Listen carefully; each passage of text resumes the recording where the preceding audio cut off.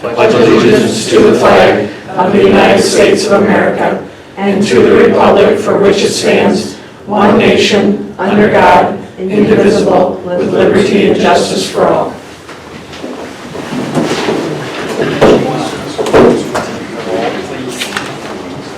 Basting. Here. Bush. Here. Chambers. Here. Dahl. Here. Dunn. Here. Lindsay. Here. Stephens. Here. Okay, we'll start with recognitions. I don't think we have anybody from the baseball team, but I guess we'll go on record and congratulate the Mineral Point baseball team on their second place finish. Mineral Point's one and only loss this year took place in Appleton to the state champion, who hadn't had a loss all year long. So a great mix of kids from freshman through their senior year. Their second trip there a year ago, they were knocked out in the first round. So that experience, I think, helped play well for them. And just a congratulations to the baseball team on their runner-up finish this year. Great way to end the spring here.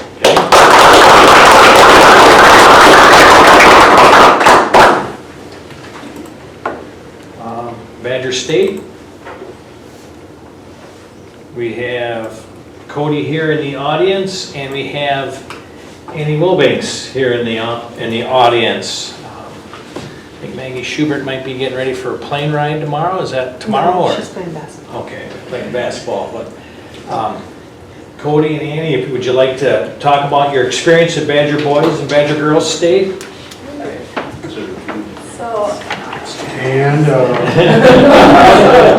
Hi, I'm Annie Wilbanks. I attended Badger Girls State, which took place at the University of Wisconsin, Oshkosh.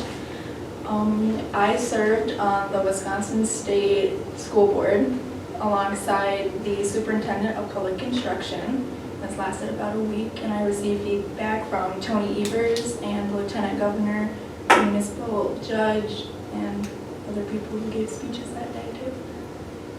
Okay. Okay, I'm Cody. I went to Badger Boys State. As you know, it's like a mock government thing. You set up your own government with a bunch of high schoolers. It goes about as well as you think.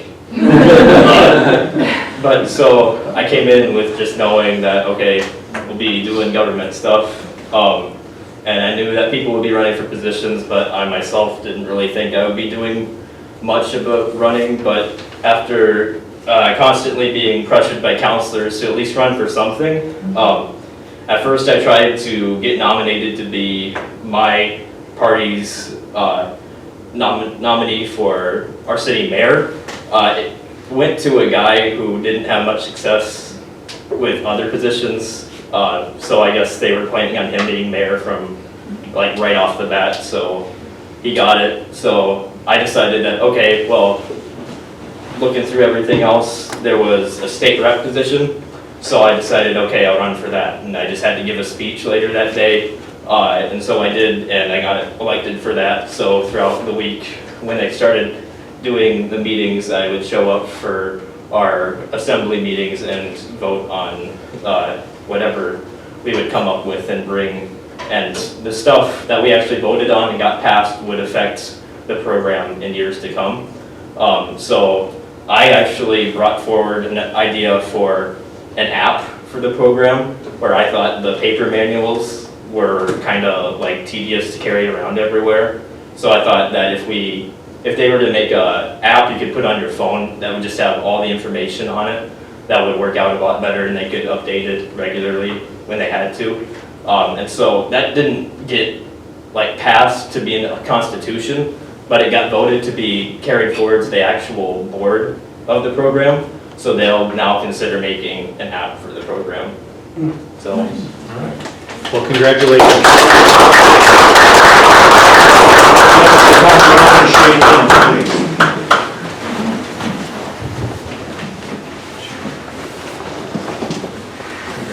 Thank you.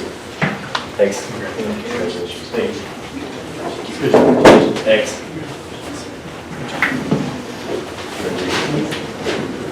Thank you.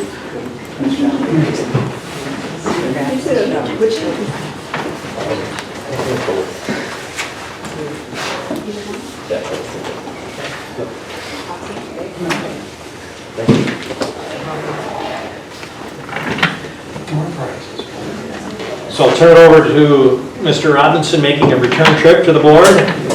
Our FFA kids getting recognized for all sorts of great things, so. We appreciate again being here. We're glad to make this a habit. A few months here now in the spring we've been here. But Sarah Heiser was a state champion in veterinary science proficiency. To kind of sum that up, Sarah has filled out an application that is, Sarah, 18, 20 pages in length. Competes with everybody else in the state through some judges, was selected. And an FFA, the only way you move on is if you're number one. And so again, state champion, she gets to move on to nationals.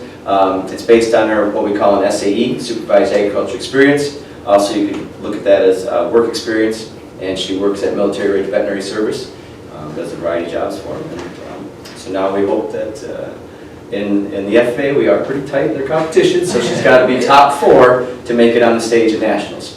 And every state is allowed to send one in each area. So there's about 50 areas that they can go in, different ones can. We had other students there competing, did very well, but Sarah ended up going on to the next level, so we'll see if she's bronze, silver, gold, or final 4 rated here in about a month or so. Congratulations.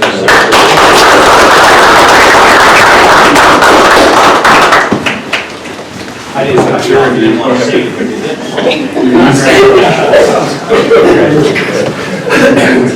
Good job. Sarah. Sorry, I told you. Congratulations.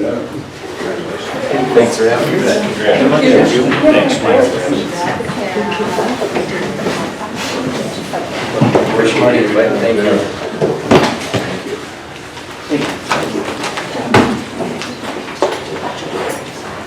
Okay, let's move on to approval of minutes. I'd like to make a motion for one or both. I'll move to approve minutes from both meetings, please.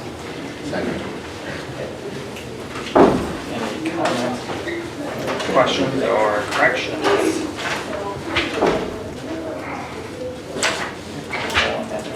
For the minutes, let's take the roll, please. Dunn, Yes. Lindsay, Yes. Stefas, Yes. Bush, Yes. Chambers. Yes. Dahl. Yes. Basting. Yes. Okay, board communications, anybody? I actually had a couple, already talked to Mitch about this, but I had a couple more parents ask me about weighted classes. Grading scale. Yeah, I said I would bring it up again. I've also had 3 or 4 requests from parents and from a couple students in regards to would really like us to consider bringing back home ec and or at least put it into another class maybe for a few weeks.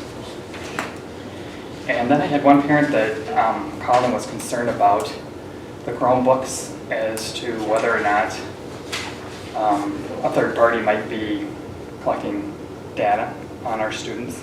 And it was above me, so I couldn't answer that one either. I would say no, the level of filters that are on through Dependable Solution, and matter of fact, they're all in the library. They were just here a week ago, bumping on all the updates, cleaning them up and making sure that was Cool. So- we'll pass that on. Anybody else? I think the most likely way to track a kid is through their Google account or like a Gmail account or the use of a certain browser.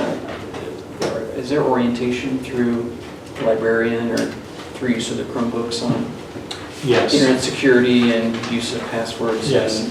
At the middle school, they have the Chromebook, and you can set up the Google Classroom. Their email accounts can be set up to be open, or it can be only to another student, so another student email. Matter of fact, we ran into some issues with our 5th graders needing to contact the group of students that were overseas, and I can't remember what country they were in, but there were things that we had to do on our end that allowed that communication because those filters lock those things down that much. In the high school, it's the MacBooks. They're still using a Google account. But again, through the filters and through Dependable Solutions, they make sure that those things are doing what they're supposed to do. to go through a digital driver's license. Yeah. Yeah, that's what I Yeah. thought. Okay. Joel, did anybody sign up? Yeah, we have one. It's Curtis.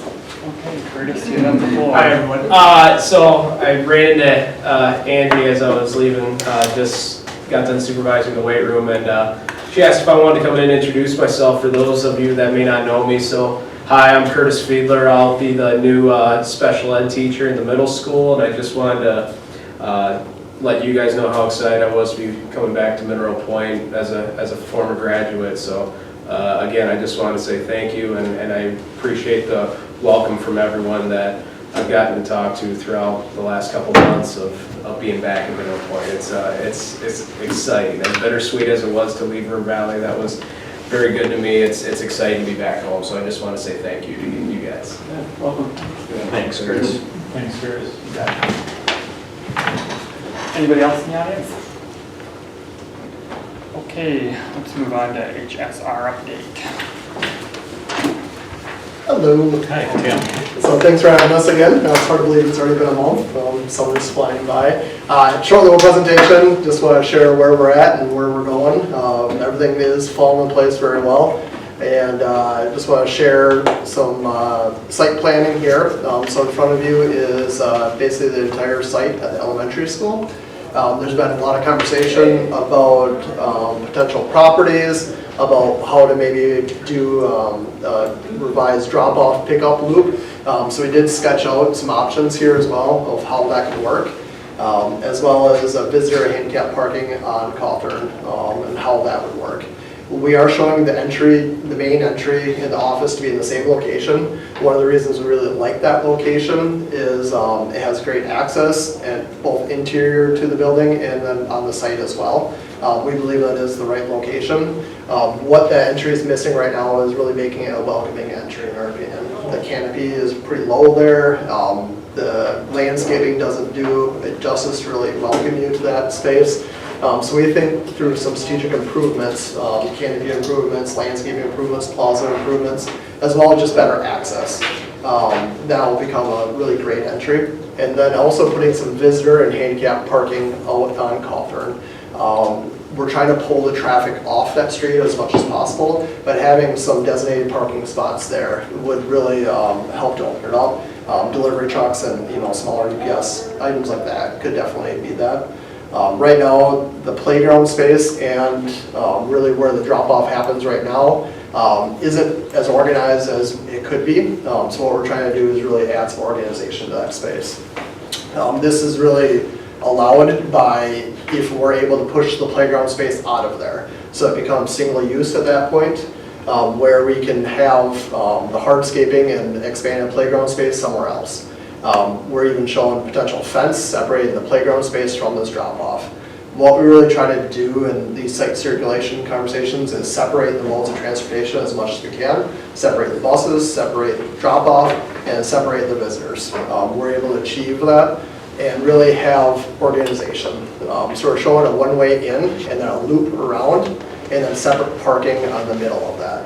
What that really is we're trying to promote a drop-off lane it's basically 2 lanes, that's all directionally traffic. So it's a loop going around. We do this quite routinely where it's a very efficient mode and it alleviates everybody having to park. Everybody wants to drop off, get in and out, and this allows for basically a quick drop off and then also pick up at the end of the day. I know we shared at one of our meetings, Dodger Elementary has a similar setup. This is a similar setup but just customized for this site. So we're still using one ingress and egress, but creating that circular loop around there with a one-way traffic flow as well. The existing playground, great playground space, we want to utilize that. And then if we are able to expand that playground space into the other area, that really opens up this possibility. We also want to have direct sidewalk access from this space to the entry itself and really have that aligned as much as possible. It is still in conversation to make Cawthorn one-way street to help with that as well. The north parking lot, that's now really utilized for a lot of different things. We want to dedicate that more towards staff parking and event parking. And that's really the goal up there. with an entry into the gym space, that'd be a great access in there. Great overflow parking, there's never enough. I was just driving by there tonight, baseball game going on, there's never enough parking. That's the case for really any school site, so we want to have options for parking for after hours use as well. And then the buses, keeping them on Front Street up to the north as well. So I want to show a little sketch of kind of what we were looking at and how this could all play into it. We are moving forward with the site survey, which basically, especially on a site with a lot of topography changes, which this one is, the topography and just the way that the water moves really drives a lot of these conversations. So that is a piece that is in development as well. And then maybe the next one, just a enlarged view of what we were just looking at. So if we could expand the playground, Yep. would you, there's only 26 stalls there, am I counting that right? So it's, I believe, I didn't Looks count like the exact, it's more than what you currently have, but you also have the loop itself that cars will get lined up on. Yeah, So because they there'll go be all about the way 20 around. cars. That's what my concern was, 26 is not nearly enough. Yeah, so we're expanding that hardscape or that space quite a bit. And you'll also have another about 20 cars that can go in that loop itself. And we really want to encourage that to be utilized as much as possible. A lot of times actually in school planning like this, we'll actually have very few stalls where you actually want to encourage people to park. We really don't want them to be there a half hour early. We want them to show up. They're not going to want there. Yeah, we want them to show up, when the kids are out there. And that loop and that drive really does encourage that. If somebody, the first person there would be obviously the first one. If somebody, for some reason, they aren't moving forward, that's where the 2-lane loop comes in, so somebody could pull around there as well. What that really also encourages is that you're not walking through the parking lot itself. So if they're in the parking spot, you still have to walk through a drive. If you're in the loop, you have direct access. Typically, we encourage even the kids to be on that side, so they have direct access even to the sidewalk itself. So on the right side. So if you haven't seen one of these in action, they do work relatively well. I will say, Sharon, there's never enough of these parking spots. And it's finding that balance between not taking up too much of the site and also serving the needs of the drop off in the morning and pick up at the end of the day. So we're expanding it about as far as we can get without really affecting some of the playground space or the whole Savannah. Yeah. So, did I hear you say that basically we'll lose hard ground play space? Currently, I see that the basketball hoops are probably going to go, and there's a little swing set there that'll probably go. But yep. We would want to replace that. So if we are able to expand the site boundaries, we would want to expand those areas and put those back in. Okay. Would be our goal. Okay. Multi-purpose spaces like that are great. However, when you get into site safety and drop off in particular, we want to dedicate space for that. The goal is to pull them off the street as much as we can. Right. I know there's a lot of balls that end up going down Concord Street. But yeah, I mean, I think they also use that hard space pretty regularly for kickball and Absolutely, all that that's kind where of we stuff. want to replace that, at least that much. So I guess when this all surfaced, as an option, this really lends itself to have that flexibility. If we didn't have that room to expand, we probably couldn't be having this conversation. Okay. Can you just publicly provide an update on the foundation and the moorings? Yeah. And, We can. where you're at with that? Yep. So we're collecting information right now. So we're still collecting information. We have been. We actually have a conference call tomorrow with the full team to discuss it more. So we have the raw data, and now we're analyzing it. So we have the geotechnical report. They did about 30 borings on the site and then the interior as well. We know where the bedrock is. We know the soil conditions now. We know the makeup of the subsurface. We also know through a basically interior topography study Here's showing the floor flatness within here as well. So there's basically showing what areas are raised, what areas are lower, where there's movement. It was good information, and it's what we expected to see. And so now we're just analyzing it and really putting together everybody's had to have a solution there. We're hoping by end of this month to have a more firm recommendation. We will probably bring in our structural, maybe to the board meeting or to one of our core team meetings to really discuss that further. But we're making progress on it. Great. Is your hope to just have a full report at the August meeting, or have a special meeting? When about it? in my last communication with Tim, he said they were waiting for the final reports to come in, and that they thought end of July. So yes, I was hoping he could at least tell us where we are, what their next steps are when it comes to that foundation, because again, that's on everybody's mind, yours, the community's, and just how do we move forward and when is still hinged on that information. So that's what I'd shared with Tim. Hopefully he could bring at least that information forward to say, okay, when do you really think we're going to have some kind of definitive answer on what's happening under that building and what's the best method for fixing it? I think we're getting pretty close on finding out what fundamentally caused the issue. Now it's how do we correctively fix it and make sure that it's fixed long-term as well. So that's where we're at in the development. I do have a couple other sheets. So hopefully this looks pretty familiar. The floor plan, just through development, we've been making good modifications and further development as we've been going. Since the last time we presented, we moved the special education and sensory into the library space. We think that's a good connection to the rest of the facility, great access to the entire building. And then we converted the existing boiler room to now storage space. We wanted to have a dedicated storage space. And then we moved the staff workroom into the existing, or the old locker room, into there. We also moved the intervention space into that, right in between there, where we had storage allocated before. So some good development on the floor plan. We feel we're getting very close. We're in what we would call design development right now, where the moves and the shifts are getting much more hard to find. It's much more detail focused. We're talking about door swings. We're talking about where to place windows. We're talking about that level of detail at this point. Less of the chips moving around. And this conversation came from some staff members about not wanting to have special education be tucked in a corner to make it a part of the building, and now in essence it's in the center of the building, the sensory room and the intervention room and things. It's just part of the natural flow of the building, and everybody's involved right in the middle of the building. So those things came out of conversations with staff members as to, is it possible to do X, Y, or Z, and these things are reflective of that information.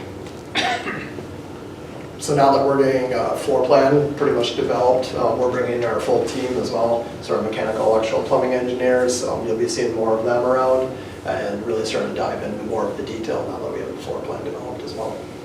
And then the second, or the main level.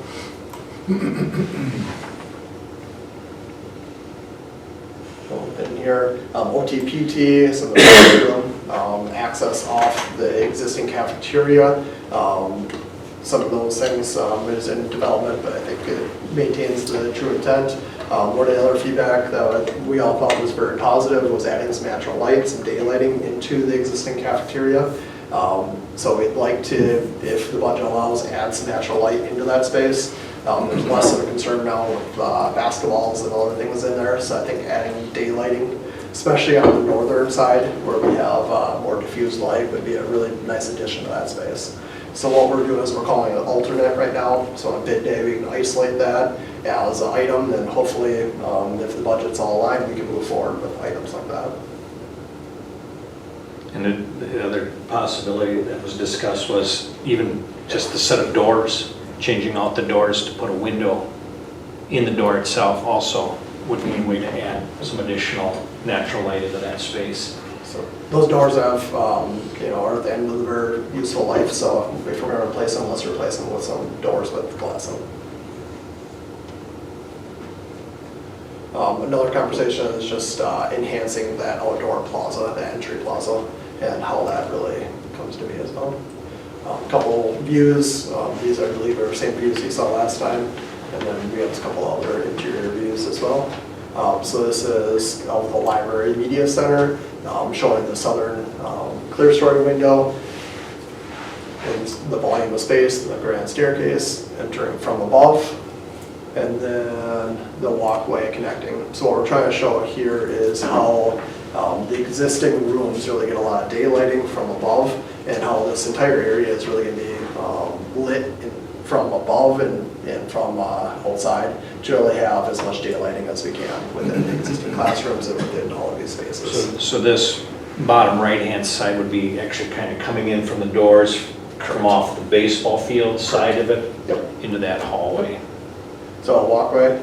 Another thing that we are discussing is we're next Thursday, during our regular scheduled meeting, we're going to go on some tours of both Barneveld and Dodgeville to see some of these things more in place, to show what the possibilities are for really 21st century learning.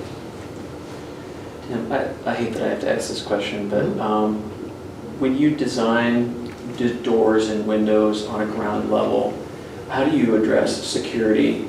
I'm just thinking about, cafeteria full of kids or something like that. Is there just kind of a standard process that you? Yeah, we go back to the floor plan, mention it again.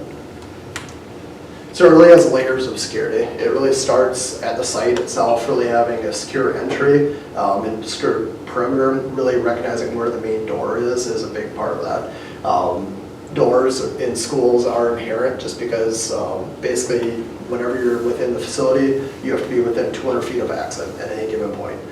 So that's what drives a lot of doors in schools. High occupant loads like gyms and cafeterias typically have direct access to the outside, mainly because we need two ways out of every space. So what we do is we want everybody to funnel through the direct, the secure doors. All the other doors really become exit only at that point for really emergencies, and we really control it through door access control, door position switches, so that we know that the doors are left open or closed. Really access control is a big part of the door security itself. So we routinely bring on a door hardware consultant because this is an area of specialty that we want to make sure that we all do right as well as part of our. Is there any thought to cameras around the periphery of the building? Because that's become fairly popular in some school districts. Absolutely. We just designed a new elementary school that we put in over 200 cameras. It was part of the system. So this one, not quite as big a facility, but that's an integral part of that conversation as well. So we are operating the entire electrical system and most of the low voltage or the data systems, and now is a perfect time to really have that conversation about upgrading the camera system as well as the access control system. So it's a layered security thing. It's really a matter of isolating in separate zones. One of the main reasons we like this layout is we can break it into smaller chunks and really isolate any potential threats, both internally and externally as well. Like say these windows in a door. I totally support as much daylight as possible. But are these windows? Are they standard shatterproof or bulletproof, or do they come with a film on them, or what's the standard process for that? All the above. Okay. So we do a combination of all those. Basically, every door in here will be a minimum of tempered glass, and then there will be select doors that we don't like to necessarily advertise that will have laminated and really have a level of security to them as well. Okay, good, thank you. Were you thinking those windows might be elevated too? They definitely can Instead be. of ground level. Right. So that's part of the conversation as well. Typically, we do raise them up a little bit, just around water coming in or risk of water coming in. But it also does have benefit of a little added safety as well. So it is balancing that, daylighting and access to the outside. What we also find is that windows are actually a great line of sight, and having a direct line of sight actually encourages better security as well. Even in an office situation, we always like to have the reception and the main entry have direct line of sight, so you don't have to rely on camera systems or technology to have that, because that can fail. Yeah. So that's where, we strategically even the reception, and we'll add, where we're showing glass within there, so you have direct line of sight to the entry itself, to the vestibule situation where you can have that. So we use glass actually for security reasons, and then we give level of protection to certain openings where it's warranted. Great, thank you. Do we need to worry about if there's more than 3 of us going on that tour? We would need to, yes. We'd have to post it. So if anybody that's gonna go on that should probably get to Mitch by Monday. Yes. I'm only tentative at this point. So that's next Thursday? The 18th, yeah. At what time? 9 o'clock, we would meet at the Dodgeville High School. I cannot, Okay. I can't do this, I gotta check. but I would like to see Barnville sometime, I'll catch up with you. Absolutely. Sometime. Yep. And I can definitely, we have a lot of photographs of both spaces and can kind of walk through some of the highlights as well. The reason we want to show this is it really does help to have the conversation as we start planning things like furniture, to see, built examples of furniture, to see how a classroom could be set up, how flexible furnishings can play into some of these things. So that's really what we'd like to discuss more. Have you guys discussed at all, we had that communication about wheelchair access to the main entrance or to the vestibule? Is there plans to potentially add that so they're not having to call from the handicap accessible door that's locked? Yeah, some of these would be designated as handicap. These are parking spots off on Cawthorn, and then the redesign of the front was how to best allow people that are wheelchair bound to be able to get. So there's going to be an access somehow? Yes. Whether it's Yes. sidewalk, okay. We want that main access door to be handicap accessible. Thank you. The upper level will also be handicap accessible as well.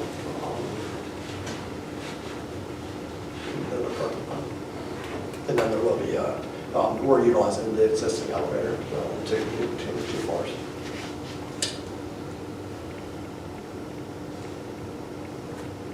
Yeah, I think we're right where we want to be. We do want to find out more about what's going on underneath the building. And once we get that nailed through, I think we can keep moving forward. Tim, is there going to be any need for more significant excavation this summer, other than the borings that you have? You feel like with your imaging technology and your borings, you got what you need? I think we have the raw data that we need.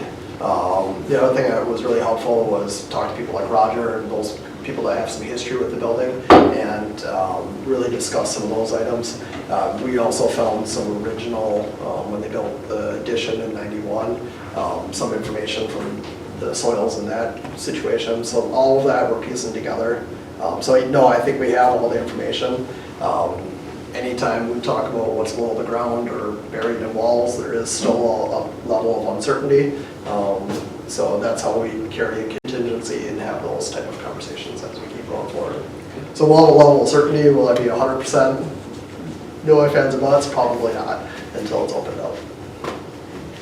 So do you believe, Tim, that when your engineers get a look at this and construction takes place, the floors will be level in the existing part? I mean, is that?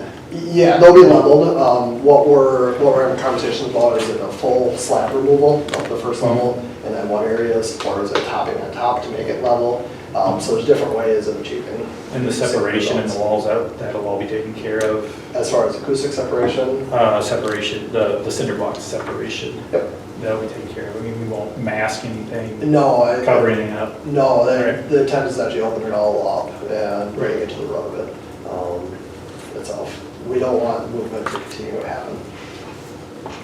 So once we solve... So we get 2 issues. I understand. You gotta stop it, and then you gotta fix what's happened. So stopping it is really the easier part. Okay. Fixing it is the more probably complicated part. Stopping it basically by putting the addition where we're doing it. That's primarily stopping it. because we're alleviating water coming into the building, which we do believe is a root cause of all of this. How will, with the new addition on that north side, how will the water flow be different? Is it too early to say, or, I mean? We need to get it, right now it's being trapped, and it's getting trapped, and it's working its way underneath the Right. foundation. So through roof drains, we can actually collect it and direct it around the building in a more strategic way. Okay. There is some storm structures in place currently. They aren't performing as well as we would like, and we'll be adjusting that as well. So anytime we have sloping ground towards the building, we want the redundancy upon a redundancy. So when you don't get water inside your building, and that you make sure that you don't ever have this conversation again. So if I'm hearing you right, I mean, even the water that's sloping towards the new gym Yep. will be drained Correct. down, or just Yeah, so if you can maybe go to the site, Mitch. redirected using landscaping, or? Yes, so we'll direct it, basically what we do is we collect it in the little swale, and then have inlets underneath that to collect it before it gets to the foundation, and then you put in drain tile against your building itself to have any residual water at that point. Okay, thank you. Does the parking lot drain away from the building, the upper parking lot, Tim? Have you looked at that? Once we get the further site survey, we can answer that a little bit better. Right now, we believe it does, but Yeah. everything basically works its way right towards the building. Right. So. Everything kind of funnels itself directly towards it. Right. I guess that was my point, it's just building the building there doesn't solve it. You still have water coming at the new building. Correct, but we can, because the other reason why we did bore it so quickly was putting in storm structures and putting those things are very costly when we're hitting bedrock. So we wanted to know that we had enough depth to work with before we hit the bedrock there to really have those frost protection with the storm inlets. So a whole storm system around the building was always part of it. Right, okay, thank you.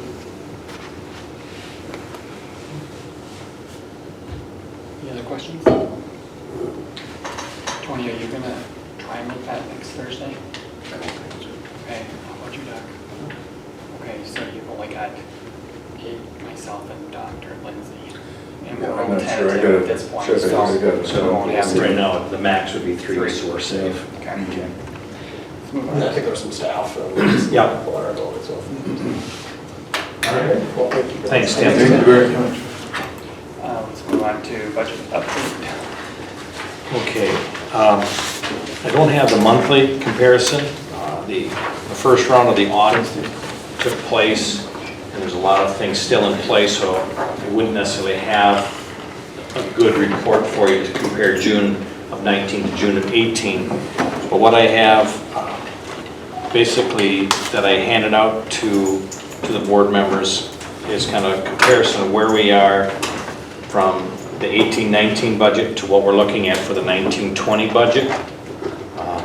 And please pay no attention to the $400,000 surplus in the 18-19. That is not valid. $400,000 was monies that you had levied and it went into Fund 39 for referendum payment. So had we moved forward right away with that November referendum, we would have spent some of that money out. There is a initial payment going to be coming out of that $400,000 towards the referendum. So, and then $2,500 is a savings on energy efficiency.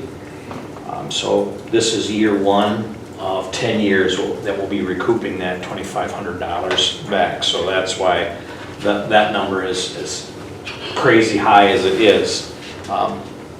We are anticipating some money's left over, and I would recommend that we put that money into Fund 46, which is our capital maintenance fund. We will need official board action, so there's a potential. I know Andy had talked about having a finance committee meeting, so we might have to have a board meeting in conjunction with that finance committee meeting to approve that transfer, and then it can be part of the 18-19 fiscal year. The $187,000 surplus that we're sitting on right now, that is The most recent per pupil increase from the state budget is included in that, but the $100,000 for capital maintenance has not been set aside for that yet. So that number should be $100,000 lower, so that we're not using fund balance for capital maintenance projects again next year. So we're sitting in there. We have Medicaid reimbursement. There were, some of the reason why we have some money left over. There were some grants that were awarded and some other monies. Our Fund 10 to Fund 27 transfer was lower than originally anticipated, so that's why there was some monies left over to be placed in Fund 46. And I can't give you that exact dollar amount until the audit is finalized, which will be July 18th, will be the last day that Johnson & Block is in. And that's when they'll finalize their information for us. I would have a more concrete number for you after that date. I will be out of the country on the 19th through the 26th, so as soon as I can get you the information, I will send it out to you in an email so that you're aware of what is still there, what we might need to be acting on prior to my leaving. Are you thinking we'd have a finance committee meeting just prior to the August meeting? Is that what you're thinking? I was looking at the 29th, Of July? that Monday, to look at, now that we have a better idea of our surplus and kind of direct Mitchell, we would like that to go to whether we want to allot per building like we did last year once we found out we had a surplus, and let him decide. Just kind of throw around our options for the surplus now that the budget is in place. And then if necessary, if we have Fund 46 dollars to move, to just briefly have a meeting to take action on that. I don't know if that date works for. I have board with you. So you basically want to delegate the $87,000 right away? Is that what you're saying? Or find out what, maybe have Mitch come to us with what was left out, that, because this is also treating open enrollment as flat. Correct. No additional dollars there, so just potentially start discussing what was left out, what it would take out of the budget. Kind of the process we did last year when we removed stuff and kind of walked it back in once we had answers. And if you remember last year in July, we had a similar meeting when they closed the TIF district, and all of a sudden I wrongfully thought we were getting a rebate check, and then it was, no, that money had to go to the last fiscal year. We weren't going to be able to use it for this, the one we're just finishing. So the decision was leave some of it in fund balance and put some of that in Fund 46. So we would need to do that same thing. Unfortunately, we don't have a TIF district closing, but there will be some budget monies left over that you will need to decide what to do with. But the 87 is actually for next year, correct? Correct. So we really don't have to be in any big rush to decide to spend that right away. I mean, we could just sit on that for a few months and see what comes up. The other that you're talking about is money that has to go into Fund 46 or we lose it. Correct. Okay. So I want to make sure I was clear. Yeah, so we are currently working with a budget surplus for next year. And do we have to do that by a certain time? Which one? The Fund 46? The Fund 46 has to be done before the end of July Okay. in order for us to be able to use it, So that's why you want to account for it in the last fiscal year. The 87, the surplus that would be available for the upcoming school year, that can sit. That can sit. Yeah, then, and that was just not action, that was just discussion. Yeah. Just to start the discussion, because we'll want to have it in buckets by October, I'm sure. we'll Yeah. finalize the levy. Yeah, you'll finalize the levy and the And discuss budget. whether we want to, use the full per pupil with the 350,000, just discussing all those things. Yeah. Maybe the board as a whole isn't in favor of taking it all. Just start discussing our options. Mhm. October seems to get here before we know it. Time. So it's a finance meeting ahead of the board meeting? Is that what you're kind of leaning toward? I would do the board meeting first, so that Okay. has a set time with finance to follow. After? Okay. So would everybody be okay with a 6 o'clock board meeting, and then you can go after that, because the board meeting won't last long. Board meeting will be 10 Okay. minutes. Isn't the board meeting to vote on the recommendations from the finance committee? Well, it'd only be Fund 46 Okay. for So it just- for the yeah. board meeting. For the 18-19 school year. Right, yeah. The 87 is next year's. Yeah, we That's- wouldn't have any action from that right away, really until But we have, October. yeah, but we have to have a board, For Fund 46, we have right, to. it has to be approved. And that's from the surplus from last year, Correct. right? That we have no choice but to put it in Fund 46 or Or to. fund You leave it in fund balance. If you leave it in fund balance, then the state says, you didn't need that. Right. We're Yeah. taking money away from you for the next school year, for the next fiscal Or year. if there was something that you could, but then the 29th would be a little hard to buy something right away. It's already too hard.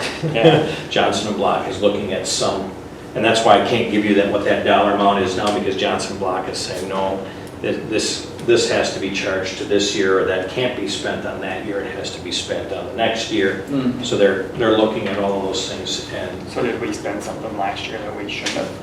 no. And when I say this year, last year, we're really looking at June 30 or July 1 is kind of what we're looking at. And if you get, they look at it, when did you purchase this? If you purchased it in the middle of June, saying, well, I needed it from this last year, that's, no, that was too late, that has to go into next year's budget. So that's what the auditors are looking at right now. So if I'm hearing you right, it sounds like last year we budgeted pretty well Correct. in terms of our anticipated expenses and revenues, and the surplus we're getting is basically grants awarded that were kind of a bonus, Medicaid reimbursement that maybe was a little higher than expected, and then this transfer to 27 that was a little lower than expected. Yeah, my biggest concern when I went to Marsh is like, okay, so was I that bad when it came to looking at our budget? And there are items that you have to budget for. Do we have a workers' comp claim? We have to have some money.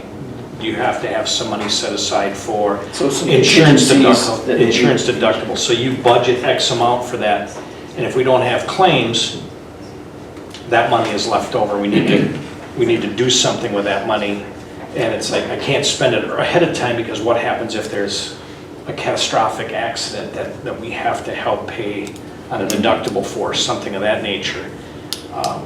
Credit reimbursements, we budget some money for that, but is that being all paid out? If so, how much or not? So there are different pools of money that we had to budget for but didn't need.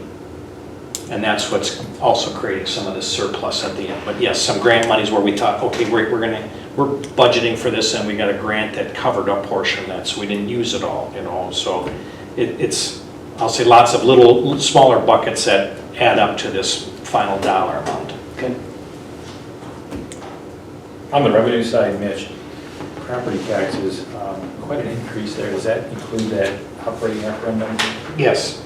And part of the building referendum then is in that? Yes. That's the anticipated cost for next year. And that will be, and that was all part of that mill rate that, remember that Lisa showed? All of those monies were in there, and it still could be potentially lower than that average mill rate that we talked about. I was just thinking, Mitch, when you give us your budget summary for the month, which is nice, maybe we should put a line item in there too, referendum dollars, how much has been spent out of the 11.9? Keep a running tally. $80,400 so far. Right. That was the first straw for HSR, and he's gone. He took the money and ran already. But no, that will be, actually, we'll be writing that check out tomorrow and making that first payment to them. Okay. So, but yes, that's a great idea, and I Yeah, can certainly do that. All right. And these capital expenses down here, we will look at that, like Andy was saying, correct, with a projected surplus down the road. Under the expenditures, Yes. capital, non-capital objects. Explain to us what non-capital objects are, what would examples be? That schoolroom supply? Yes, things that are under a dollar amount, capital would be more your building and maintenance Right. kinds of pieces. So some of the other expenses that come in, yeah, some of your classroom supplies. Paper would be non-capital? Yes, yeah. Okay. And Mitch, the significant jump in the other category? Some of that is referendum debt as well. Okay. Yeah, Thank you. Oh, that offsets the revenue on top then? yes. Of course, yeah.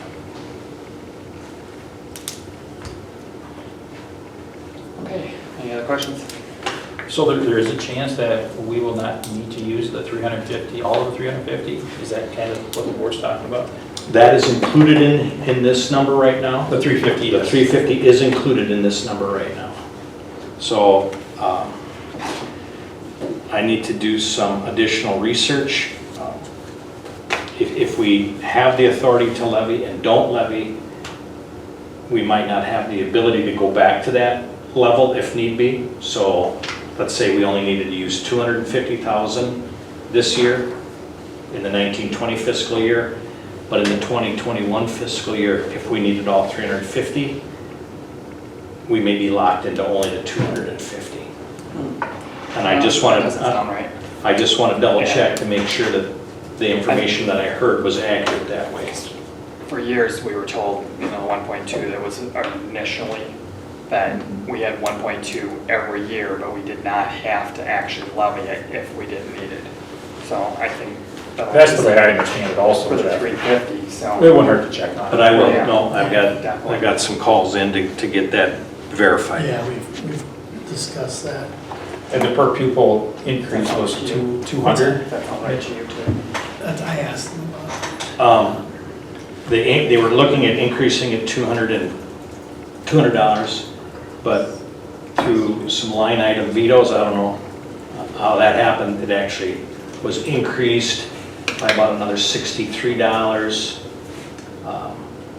I have another sheet that was just sent to me today that kind of talks about what that would actually be based on the governor's, after the governor's vetoes, what that dollar amount will be.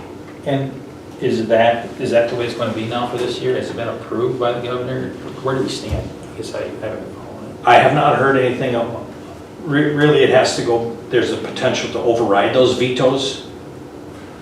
And I have not heard whether or not anybody is taking that up to try to override that. That could be a politically dangerous path to follow if the total budget hasn't changed. But I haven't heard one way or the other whether or not they're going to try to take up any of those vetoes to try to override them. And one thing we want to keep in mind when we're discussing that, especially if we find out the answer on that, is it's more of a front-loaded biennium budget where 175 in per pupil revenue limit, and then categorical aid is almost entirely year one and none in year two, so we'll just want to consider that if we are limiting ourselves for year two by not taking it in year one. So it'll just be something we'll want to discuss once we get those answers, because the increase will not be, it'll be about $80 less in year two. We'll get a second increase, but it'll be $80 less. Got it. But the first increase will not decrease after. Correct. It will disappear after the first year. Right.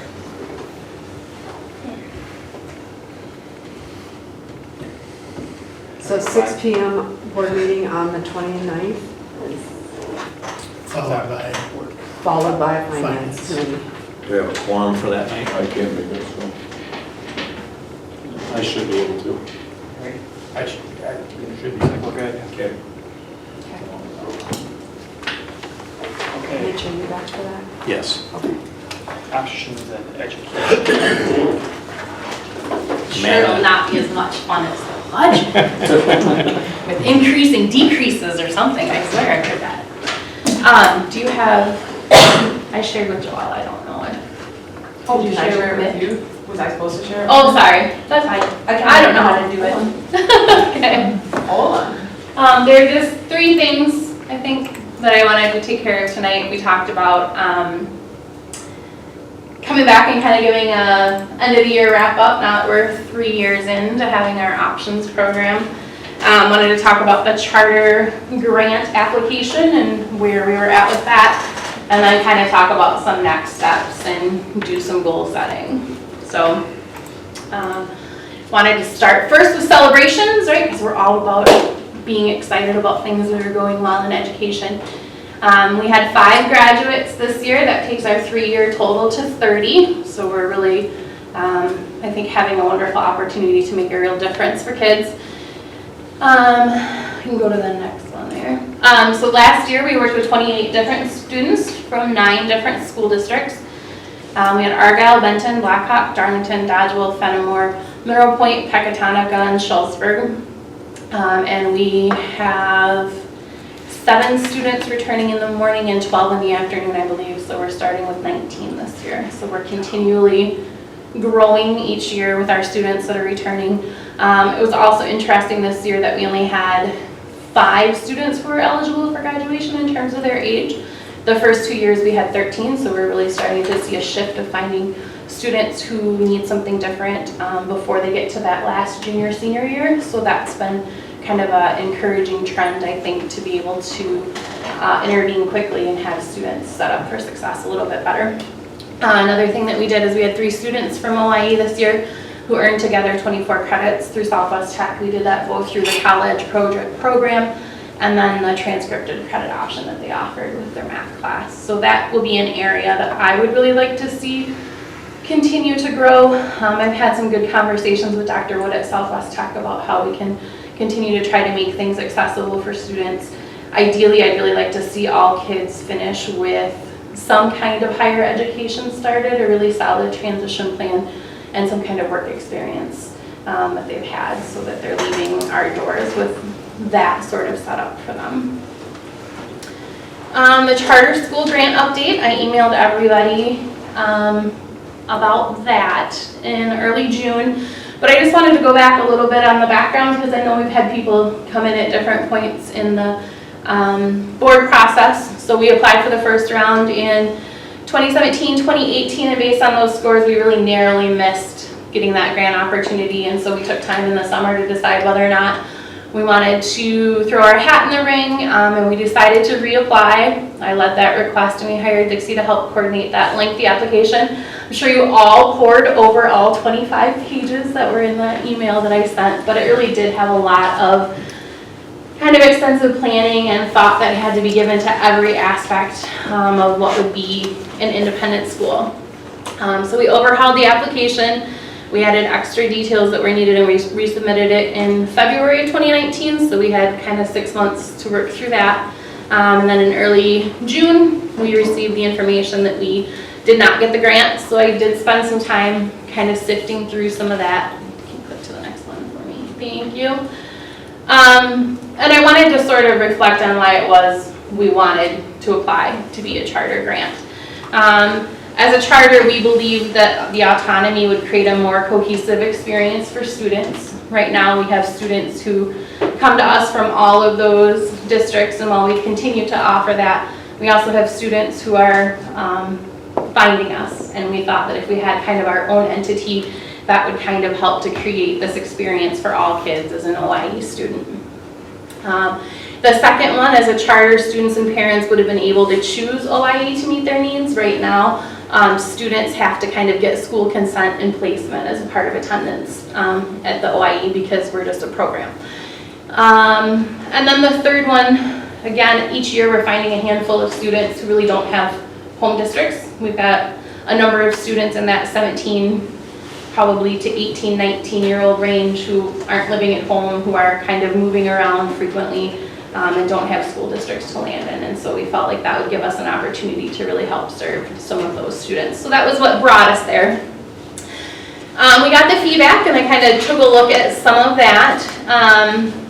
The grant reviewers had several questions or concerns about our small size and structure.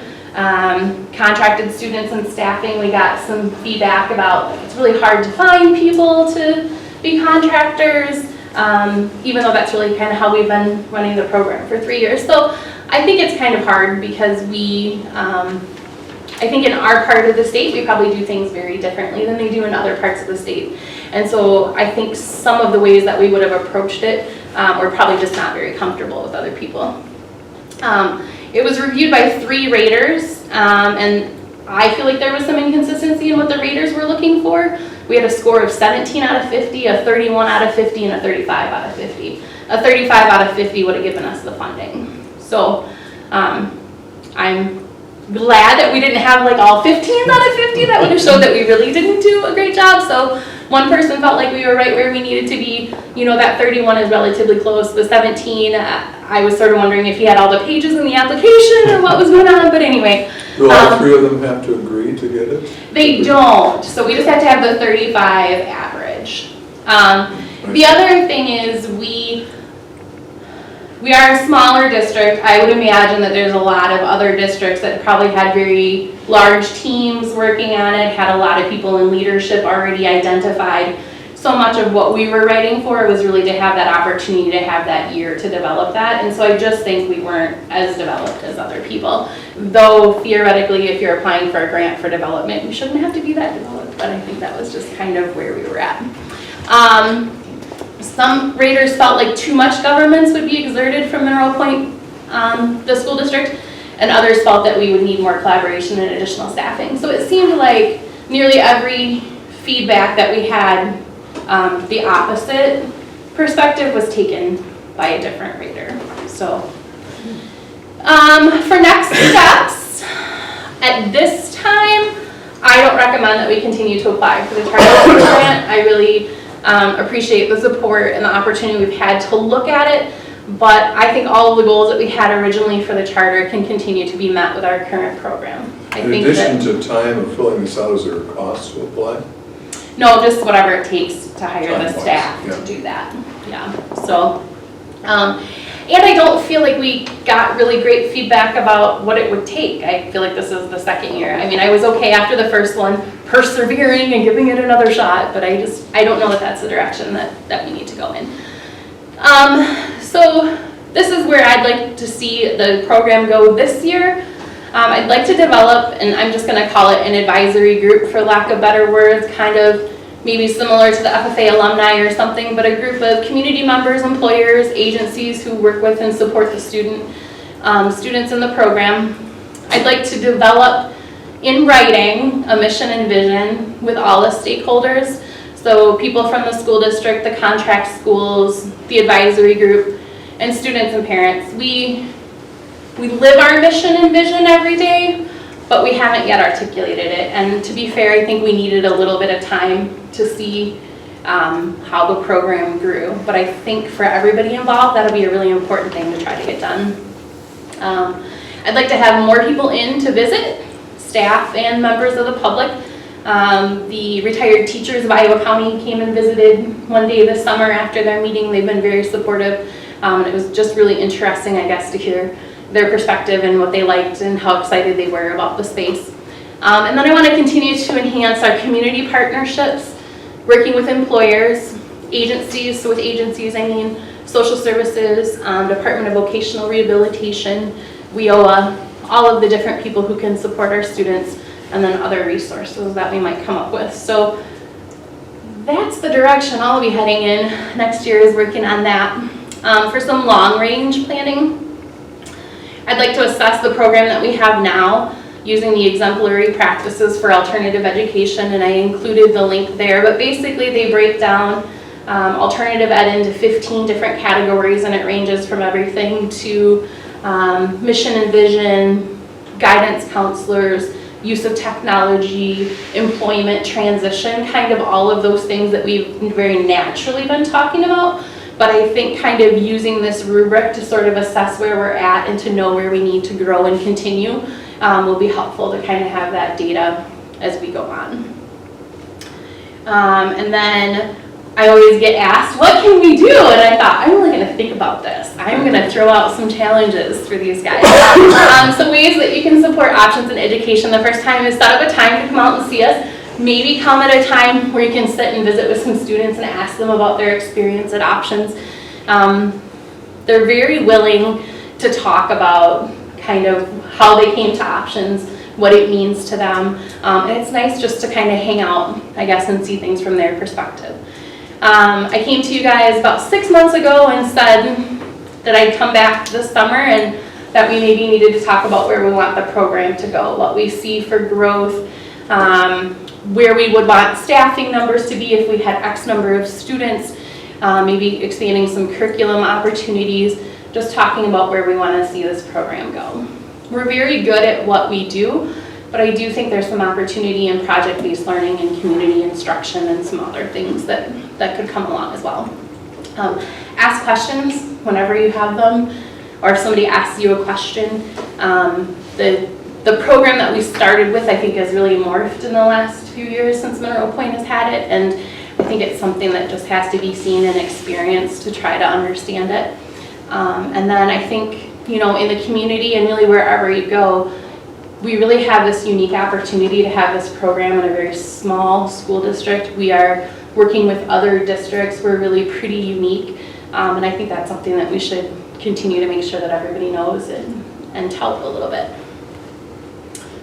Are there other small districts like ours that have something similar to this? Not, definitely not in this part of the state, and then in most other parts, they tend to be still the school within a school model. Is Monroe the Kind of like a resource. You know, last I knew about Monroe's, it was mostly online, so I'm not sure what their alternative program looks like. Dodgeville has kind of a school within the school that meets the needs of some students, and yet they recognize that there's some students who that won't meet their need for, so. I think the number of partnering districts demonstrates that this isn't really available elsewhere. Right. I mean, when we have 9 districts seeking placement, you know, we've had others call as well that aren't on that list that they're finding, and then word is spreading from the success we've had with their students too, that, you know, we're making meaningful changes for these students and helping them along the process. So I think, you know, other districts probably have one student here or a couple students here, and it, like Amanda said, it's in a room and within the school, and it's not the same sort of experience. They'll call it an alternative program, but it's not anything like what's been created here. Kind of along those same lines, I mean, is there a program that exists that you are kind of modeling after, that you're maybe getting support from or networking with, or maybe even like maybe a charter school that's maybe 5 years ahead of where we are now or something like that, where say, hey, how did you guys do this, or what's working well for you, or, you know. So I've had the opportunity to work with the people that, no, there's several networking opportunities that exist. I do go to the state at-risk teachers conference every year, and that's really helpful because schools come and share. But Clark Street in Middleton has been a school that during the first year that we went up to a few times and kind of looked at them. They do a lot of project-based learning. They do classes on a 6-week schedule instead of a quarter. They let the kids help plan the curriculum. So one 6-week, they did a math and dance class together, and a student who is really great in dance worked with the teacher to help present that. Like, that's where I see us having the ability to go. That's the stuff that really gets me excited, because like I said, we do good with what we have now, but I think just a couple more opportunities for students like that, and we could do some great things. I'd really like to see part of our English class be working with the Chamber of Commerce and coming up with some marketing things and some history background. I mean, we live in a place where there's a huge amount of history. I'd love to see a history of Wisconsin class where we're going out to all of the places that are within a 30-minute drive, you know. So we, I think, have a lot of potential to do things that are even more meaningful. And so that's part of where I think it's important for an advisory committee, the board. You know, as a single teacher, I can probably do a lot of things, but I think the more that we have people invested in the program, the more likely that it'll continue to grow and flourish at some point. Probably not under my direction, so that would be, you know, good to kind of have that system in place for somebody. I think what's unfair is some of the places that have charter schools are bigger cities, so to speak, a larger population. Right. But I think if you put a pin in the map and drew a circle around all of the school districts that utilize this program, probably cover a much larger square mile, you know, so the Raiders to say we're too small, I think is very misleading in the fact that we're offering a service to a lot of school districts that need this help. And, you know, if it is 1 or 2 students, I can't afford to do this on my own, but because Mineral Point has this program, we can be a partner here. And it's providing those opportunities for a lot of other students in school districts and hopefully continuing to provide opportunities for kids no matter where they decide to reside, you know, because you might get a kid from Argyle that wants to live in Mineral Point sometime down the road, and hey, if they got their high school education, that's great for us if they decide to take up a residency here. Right. Maybe the future isn't charter school, but I mean, are there any other grant opportunities? I would think that possibly rural access to special education would seem like a high need, you know, nationwide in public education. I just didn't know if you were aware of anything or any other possibilities to get some resident expert there. Well, and I think that that's maybe one of the things too that I think a couple of things. I think that some of the things that we're doing, we probably have other students in the district that would benefit from that. So at some point, maybe the growth comes in a more of a shared position and somebody who can help coordinate something that we don't have going on in the high school. Or maybe, you know, eventually the special ed numbers support me shifting into the special ed role because I have that certification and a second teacher being hired as a regular ed teacher, and then a lot of those things can sort of start to maybe open up that way. So I think there's lots of resourceful ways that can start to happen, and I think, you know, with the same numbers, as a charter, the nice part would have been just kind of capturing and sort of isolating those funds to be able to support the kids who use that, and so maybe there's something to be done with that too. You know, we are collecting for students outside of our district. We haven't quite figured out, I mean, it's been working, but I don't know if we really know what we're doing with students inside the district, and so I don't know. But yeah, I really think we can handle it a number of different ways. I think it's just a matter of trying to get people who are creative and can kind of think through that together and having some of those conversations. Any questions? Tony came out to see us this spring. Amanda, I just want to comment, in essence, you're handling a huge school district. When you think of 10 schools, let's say the upper 3 grades are roughly, I don't know, 180, let's say, times 10, that's 1,800 school population in a sense that you're servicing. So in a sense, you're doing the same function as a big school. I mean, I just think the numbers are the same, it's just that they're looking at it differently here. Yeah, I think so too, and I think that they don't know how to look at it, because I think in general, a charter school serves one district, and so that's really, we're really out of the box. Like I think they can't quite wrap their brain around it, but I think that's what makes us unique, and I think it's really what's But in a sense, you're servicing even greater than some of those other schools. I mean, by far. You know, so. And when you go to a lot of places, the southwest corner of the state of Wisconsin, is very underrepresented for a lot of things.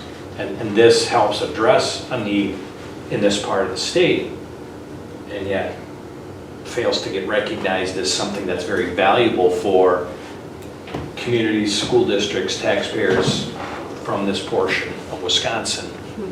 You know, continue to provide this service to the best of our ability.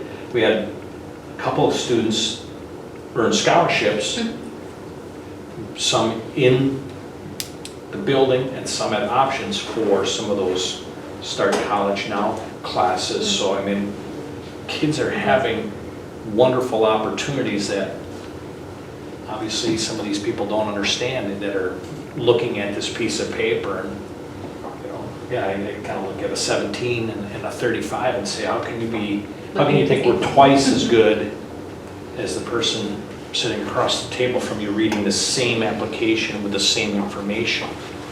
But we know we're doing great things out there, and we're going to continue to do those things. Yeah, so I think it would be good to just focus on that and let it take us where it's supposed to. So, but I do think that Southwest Tech has been very interested in continuing to partner, and that's one relationship that I'm excited to kind of explore a little bit more. With your upcoming enrollment numbers, Amanda, do you think the size of the location of the facility and your staffing levels are appropriate? I think the size of our facility is fine, and I think we're at the point, glad you asked, I probably should have brought that up. With our morning students, we're comfortable having 8 students and with 2 staff members, and we have 7 returning already. So that's, I guess, one thing that we need to think about as a district is that, do we want to start telling districts no, or do we want to sort of have in mind a leverage point? We can flex from maybe 8 to 10, but if we're going to go that 10 to 12, then it warrants hiring somebody else, or whatever decisions I guess we make. But I think we're getting to the point where we're going to have to say no or be willing to increase the staff. Well, it's a two-part question. Yeah. The facility has a maximum number of students, and then your staff level. We can have 25 at a time according to when they did the renovations and the ductwork and all of that stuff, and I think 25. All right. Obviously, if we had 25, I think we'd have to have 3 staff members, because I think that's And a lot. I'm just gonna clarify that the way Amanda structured the program for next year, the morning session is all of the districts that we contract with. The afternoon session are the Mineral Point students that are being serviced. And what we're finding is that even though a lot of Mineral Point's kids are a mix of students with disabilities and without disabilities, most of the contracting districts are students with special education needs, which is why we're saying that fairly significant.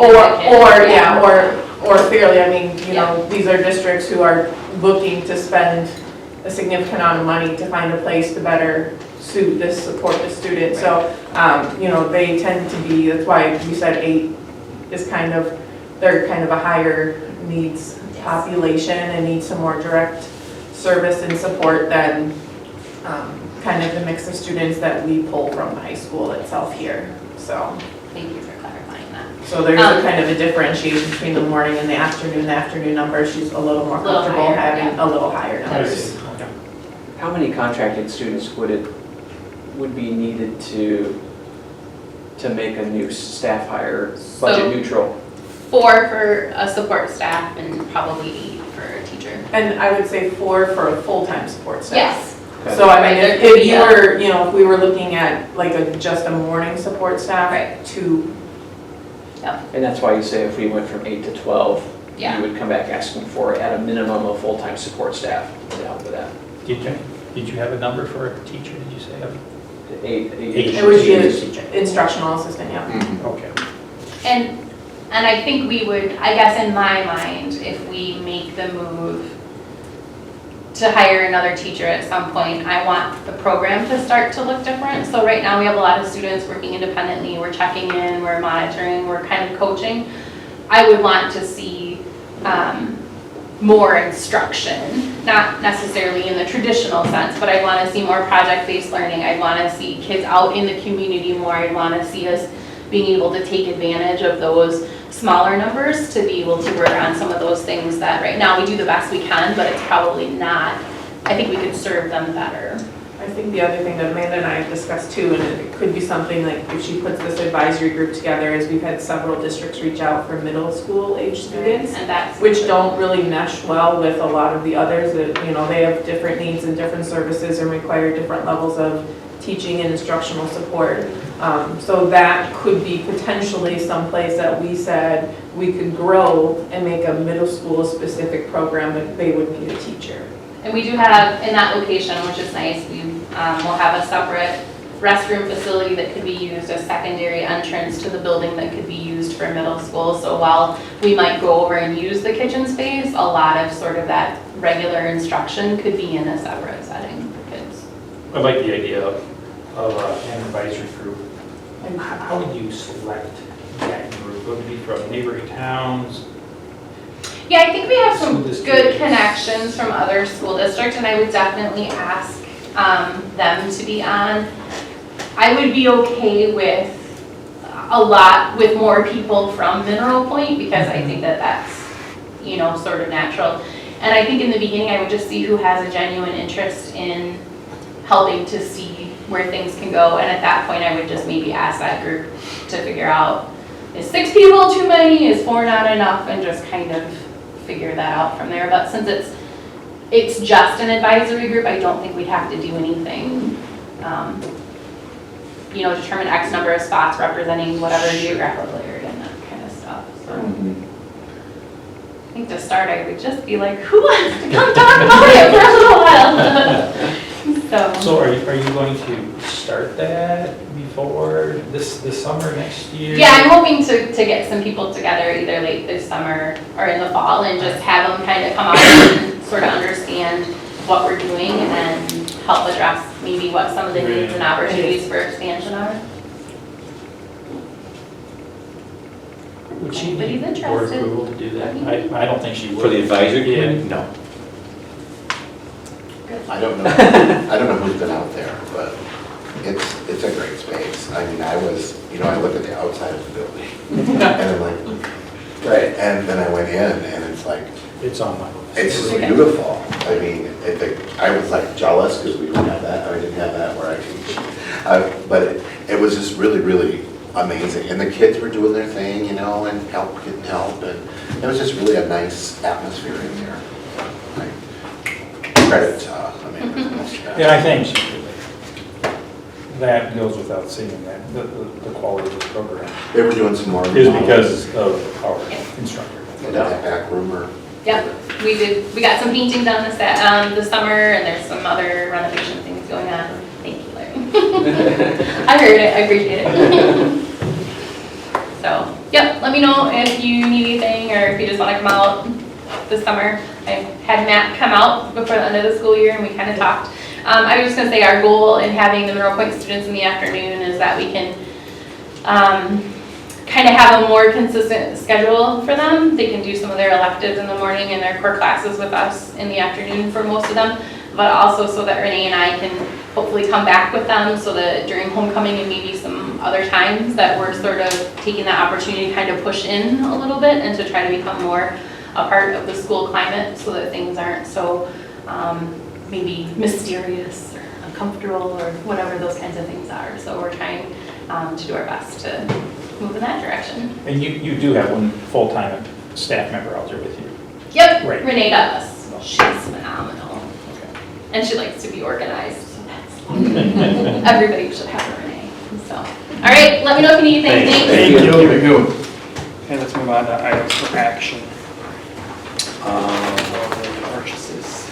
Paper budget, every year we send this out, RFPs. Angie sent it out to the usual cast of characters.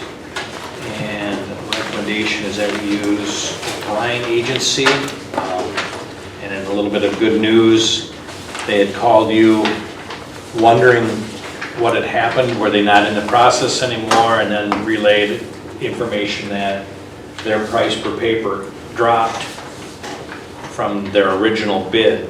So it's who we currently have as our paper company, is the O'Brien Agency.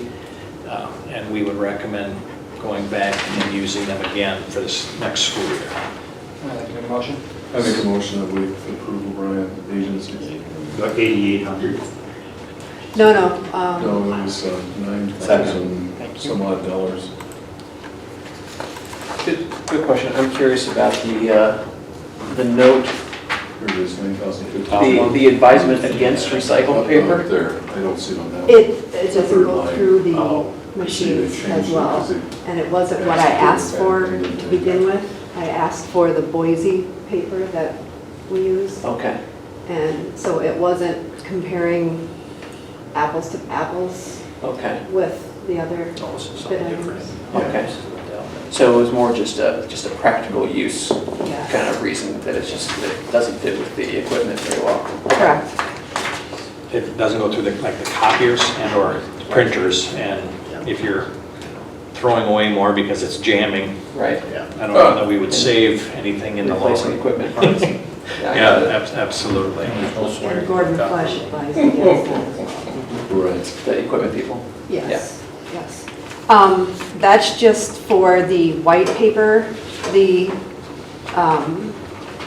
9,052. The other sheet here were for the other items priced out. So there were like 11 by 17. So it's a combination of, the bulk of it is the $9,000, but there's These are the other smaller special items to add to it as well. Selling this. And with the changes to the comments. Can't you just call a question, please? Oh, sorry, who seconded it? Tony did. Lindsay, Yes. Stefas, Yes. Bush, Yes. Chambers? Yes. Dahl? Yes. Dunn? Yes. Basting? Yes. Next, top computers. Yes, it's in the technology budget. This would be administrative assistant computers that would be replaced.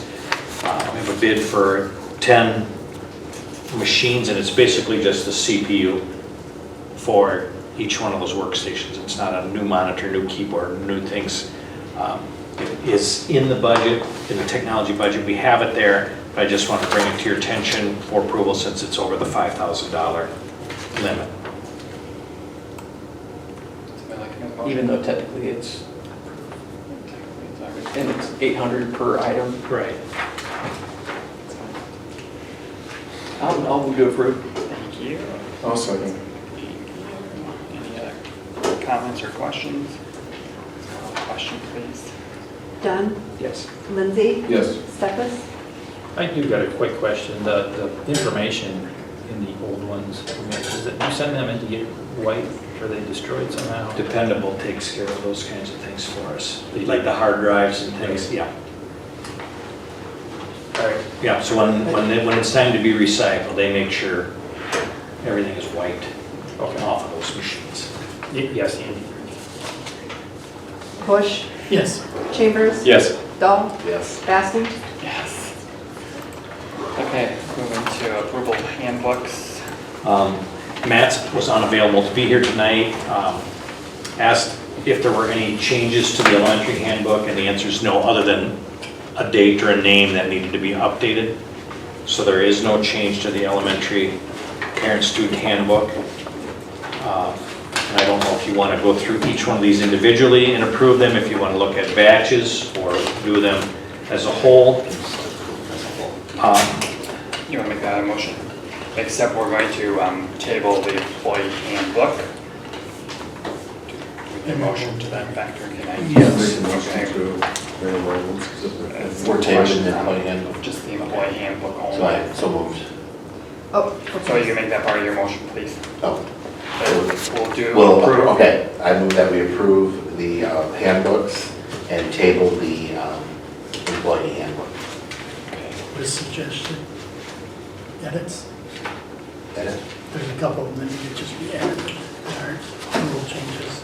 Okay, so But then- approve it, but with suggested With edits. that. Your concern, Jeff, earlier about weighting classes for the GPAs.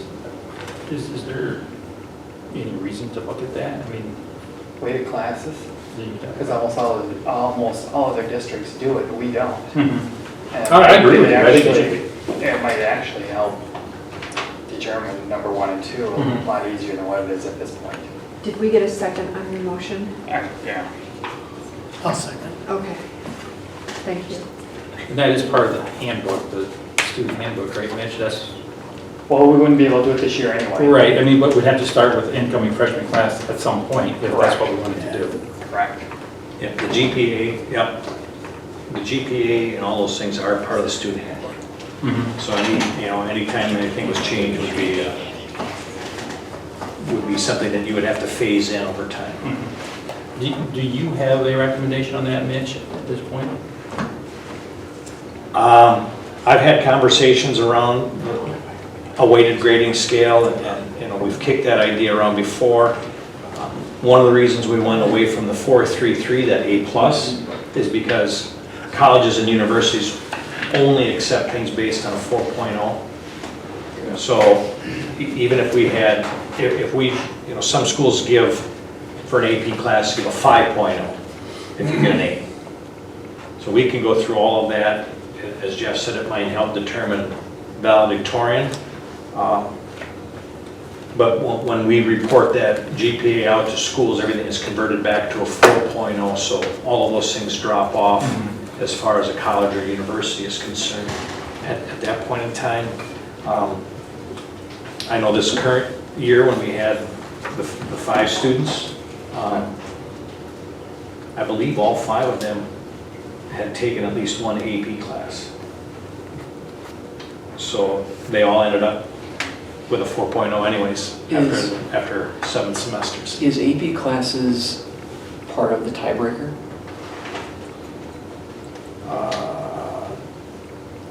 I don't believe it I is. think it's GPA on a 4.33 scale, and then ACT score. 4.33 We don't have like a board A plus? history anymore. But I Yeah. think that's what it goes to. Like an A plus? Like if there were Yes. A pluses. Right. Oh, gotcha. Yeah, But not for AP, they don't get anything no, extra. I just think that's the 1 and 2. Here we go. So students have applied and been accepted to the university or technical college, approved to guidance counselor, then the highest GPA on a 4.33, then it's the highest composite ACT at the end of the 7th semester, because somebody can take it multiple times. But by the time we get to the end of January, we're looking at your highest ACT composite score. Then the students complete the greatest number of semesters in advanced placement courses. So not grades, just has taken. And then my favorite, number 6, the coin toss. $9,000 scholarship based on heads or tails. Well, I think the main advantage is of a weighted, some kind of weighted scale is to award a level of difficulty to the students that challenge themselves. If they stack their schedule with AP courses and risk maybe getting an A- or a B+, but they take the hardest curriculum possible, whereas, and maybe risk losing class ranking. I think that it makes sense to me to do something to balance out that a little bit, if you really want to identify who the strongest student in the entire class is. So I'd be interested in looking at that. I mean, I think completing AP semesters is something, as a number 4 tiebreaker. I don't have a strong opinion about it, but, and again, as Tony said, I mean, if we're going to pass these handbooks, when would we take a more serious look at this if we wanted to? Would it be now, or would it be I think you would do it. early summer next year? We can work on this during the year. We could work on it during this particular school year, and then you would make it so that it would apply to the graduating class of 2025, or whatever the case may be. I have heard the counter argument starting to creep in with so much refocus on technology education and being career ready, not just college ready anymore, that those classes aren't that rewarded. I'm just throwing that out there that. Matt, yeah. We talked a little bit about this today, Mitch and I did. would it, instead of the weighted GPA, would it just be, and this is just throwing it out there, because if I read number 4, it says the student who has completed the greatest number of credits? Would it be making an AP class 1.5 credits versus 1 credit? Would that be something you'd rather look at than, as far as weighted versus just making it worth more credits and maybe moving that criteria up on that list higher? Because then you are setting yourself apart by taking more credits. But you still run the risk of, again, not getting an A in it, so maybe you're not at a 4.0. We also have, I guess this just came to me, I can take an AP course, which is supposed to be college-like. I can take the exam and potentially earn college credit. But we also offer classes that are college classes and automatically give me a college credit based on my grade. And so, but it's not an AP class. Right. So do we weight that college class differently than we weight an AP class, or is the AP class still a higher? I mean, this is, obviously this is something to have a very deep conversation around, because we're pushing the envelope on offering more college credits. We could have students graduating, you know, with a semester's worth of college credits under the belt before they leave us with a high school diploma, without having to take the AP exam, and potentially more if they do take AP classes and pass those exams. So I think it's a conversation we want to really dive into. Or as a CNA, some people leave here Yep. with certifications. outside. It's definitely something we have to talk about this year. And I was gonna say, to kind of go with Joelle, I think that takes away the career tech, tech ed, all of those classes where we have really advanced students coming out with welding or with nursing backgrounds or with, you know, ag, and they're taking every ag course we have to offer, but there is no APA. Right. So all of our students who are going into those technical careers don't have that opportunity to take a weighted class in an AP ag or an AP welding or an AP whatever. So. And, you know, another thing we could look at is assigning each student a career-ready score, or based on their curriculum, or a college-ready score. You know, I think those data points exist, you know, as far as criteria you need to meet to be the most career-ready, whether it be for a 2-year degree or you know, some non-4-year career, you know, versus, you know, are you the most college-ready you can be? That's another idea too, but again, I'm not an expert. But, you know, I think that in the wake of a 5-student tiebreaker, I think it warrants just stepping back and saying, how can we, is there a better way to assess who the strongest student is in our class and recognize that appropriately? And I think these are all great ideas. Could be more this year, right, Jeff? It could be more than 5 this year. Coming in this year, the group of students at the top of this class is 10 to 12 students right now. And I would say this, when I first came, there was a lot of students that are getting into that senior year, and it's like, I'm not taking pre-calc because I don't want it to impact my GPA because my class rank might fall. And there has been work done, and I would say successful work done, where students aren't coming in with that same attitude anymore. You know, there's been a lot of push to what class is going to prepare you the best for what's next. And those are the classes you should take. And, you know, and again, Matt will love this next year as a high school principal.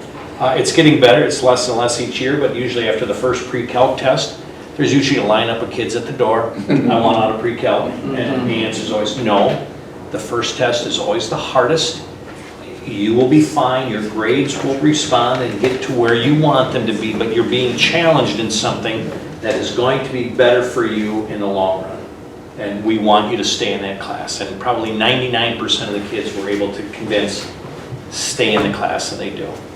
But, you know, I think we're having a great change over in the attitude of kids wanting to be involved in anything that prepares me for what's next. My own daughter, case in point, took every science class that the school offered through high school, and I know we've had a ton of kids that do that. And it's like, okay, that means Chem 2 and physics and chemistry, and it's like, those courses would have scared kids away 10 years ago. Now kids are clamoring, and we have to offer multiple sections of some of those classes. It's like, that's what we want. We want to have that, and I want to have kids saying, I need welding 2, and I need this, I need a furniture 2 class, and I want accounting 2. We want kids demanding those kinds of opportunities. Larry? Well, I was just going to say, if you want to encourage kids to push themselves, then we need to reward them and be fair to them. Like it was said earlier, to pull an A- in an AP class, you don't want one of your top 5 kids even going there, because that does affect their GPA. It does. That A- would. Right. So as long as I have the high school book up, do you want to just kind of look at some of the editorial changes here before final approval? They're all in red. So this just clarifies for anybody at the RTI time, seniors are allowed to leave during RTI, but they have to wait till progress report. They need to be getting the grade that they should be getting, that they should be passing those courses, and at any time, that has been the past practice, and we're just making sure we clarify that in the student handbook, but that has been the past practice. So what's going to happen during first semester also then, Mitch? For the seniors only. For the seniors only. For seniors only, then in here, you'll note that it talks about during the 4th quarter only for juniors. And that means the ACT boot camp is over, the ACT exam is over. We've had those juniors that long, and can help them be as prepared as possible. Is this always the last period of the day? That 9th hour, yes, It that is. access, 3 to 3:25. So it's basically get out early. Right. Okay.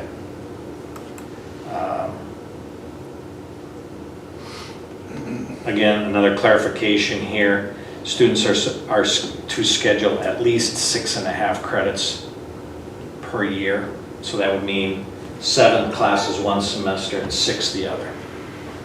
So, and we know that there are going to be exceptions because of, they might not have something on, but I'm taking something through the virtual school, I'm taking something through Southwest Tech, that we don't get in their schedule right away, but students are being asked to schedule for at least that many classes. Could a senior or junior who's excused from access time take an elective, theoretically,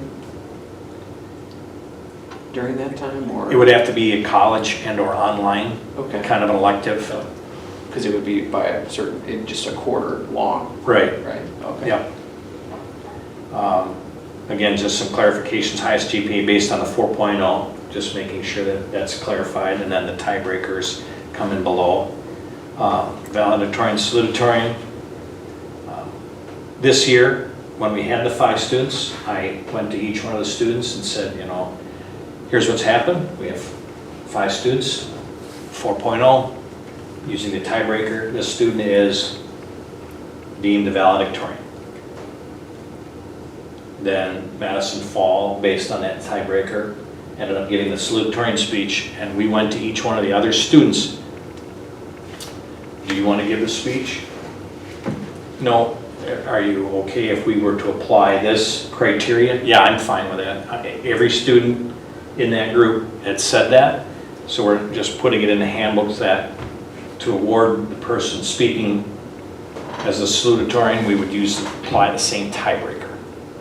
As the one above? As the one above. Okay. So we use this tiebreaker to determine who the top student is, the valedictorian, and then, so in this case we had 4 students, then we would apply that same criteria to say, okay, who's number 2? You will be giving the valedictorian or salutatorian speech, but we would continue to recognize all of the salutatorians as I did at awards night and at graduation.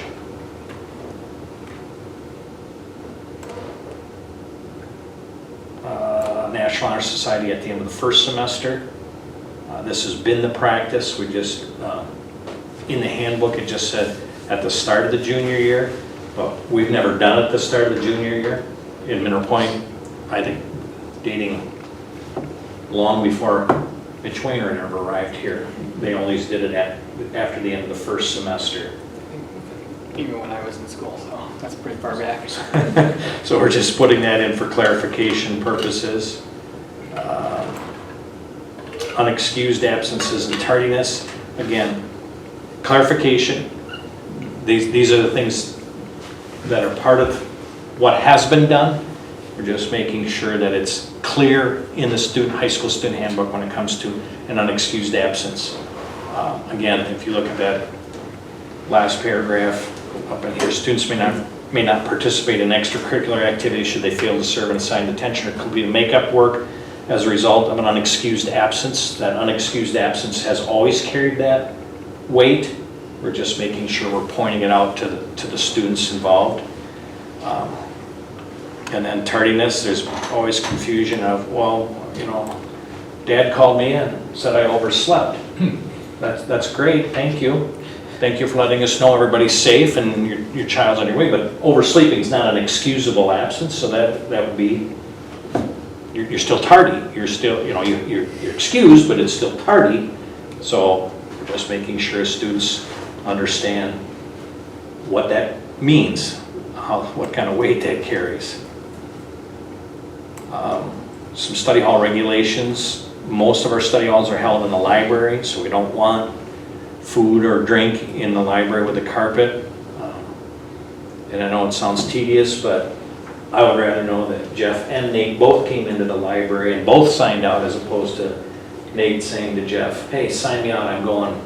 You know, it's just a matter of making sure we know where students are and they're doing what they're supposed to do.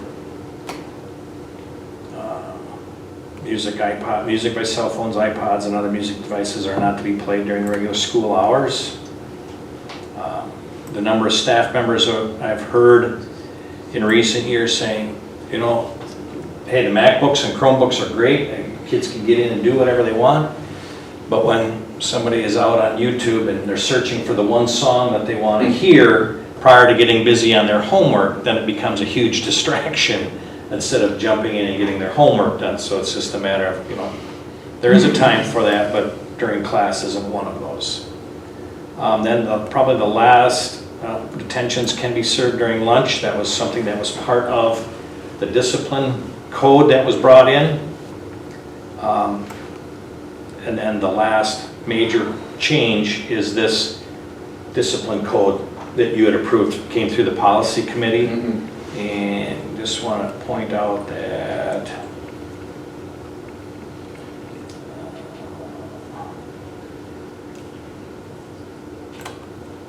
cell phones are not allowed in the commons area. Classroom, blah, blah, blah. For privacy of all students and adults, cell phones cannot be used in locker rooms or bathrooms. That was an addition. Scroll up to page 10. With the handbook? Of the handbook, yeah. Okay.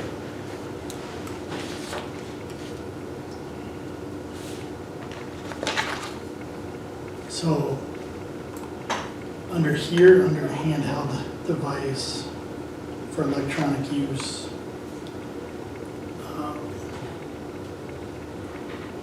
outside of class,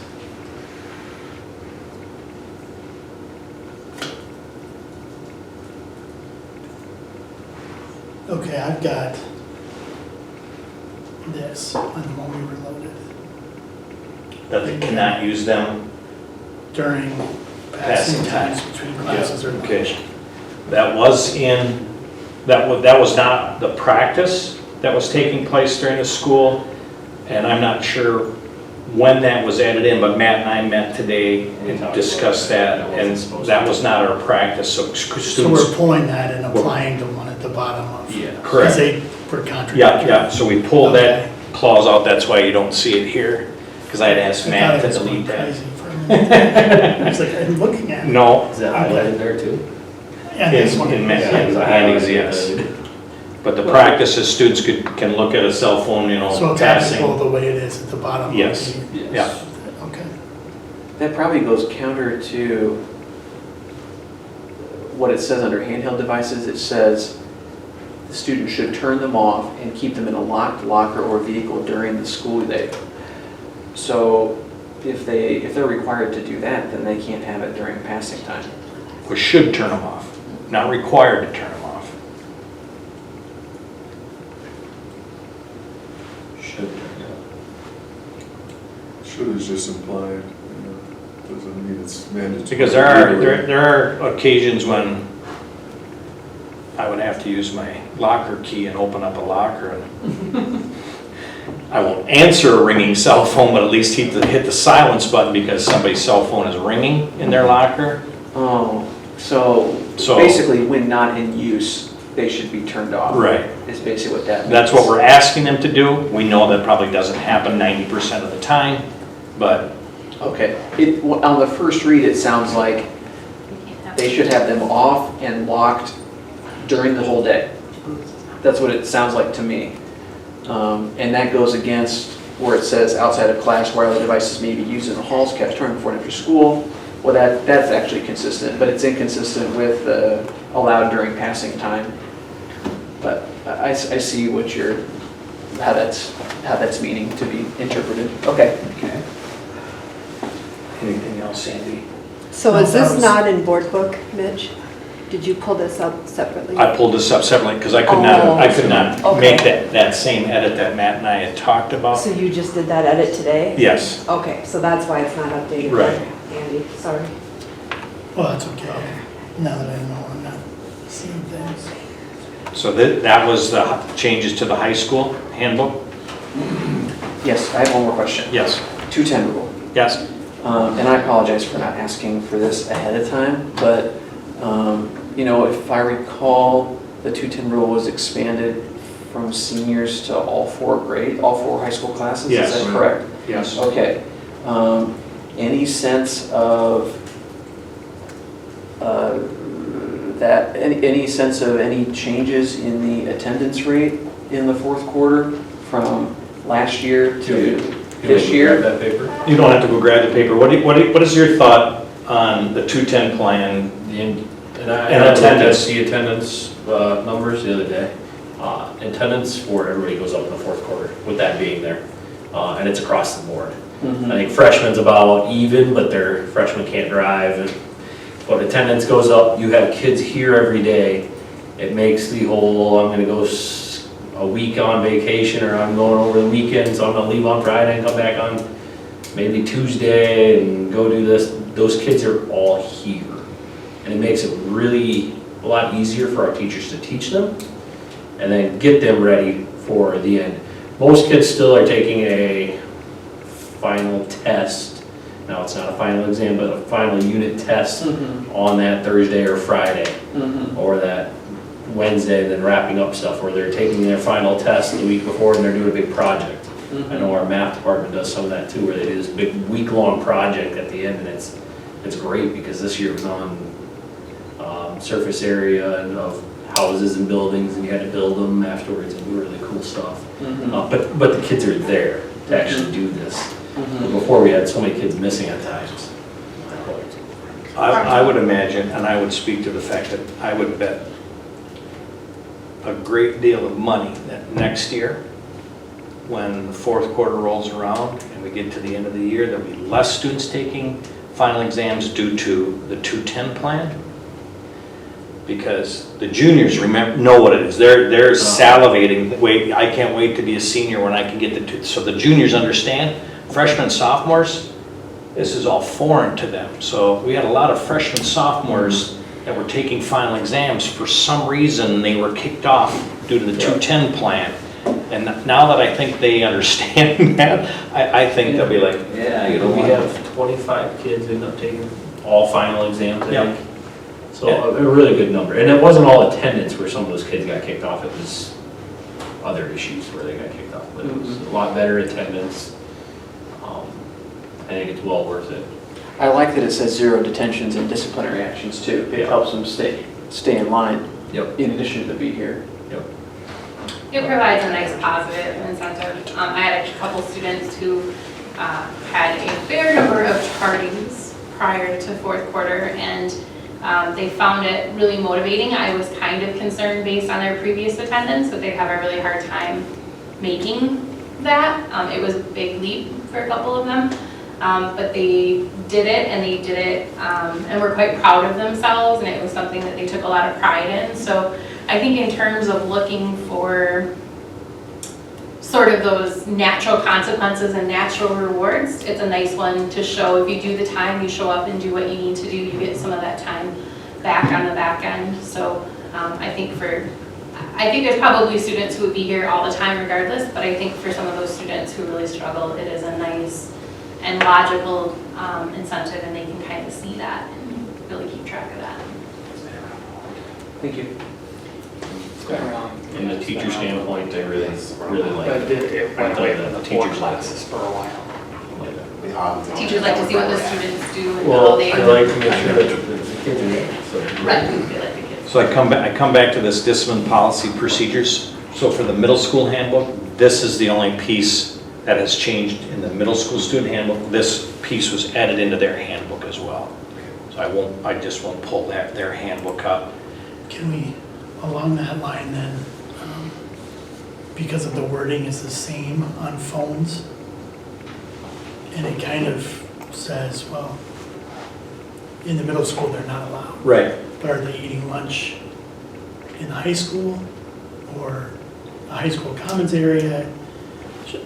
I'm wondering if we should just put phones are not allowed in the middle school and not leave the ambiguity of, okay, I'm a middle schooler, but I'm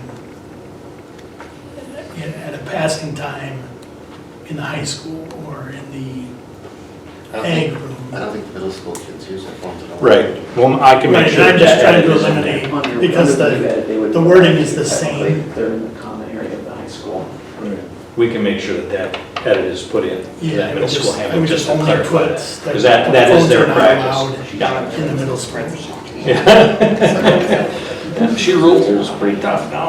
On the 210 plan, I just wanted to comment that I am totally in favor of that, but I will say that it does concern me just a little bit, because if Dr. Dunn comes to school because he doesn't want to get off the 210 plan, but he's got the flu or he's got a really bad cold, that's getting spread to the other kids. I mean, if 2 weeks before school was out, our grandson was sick.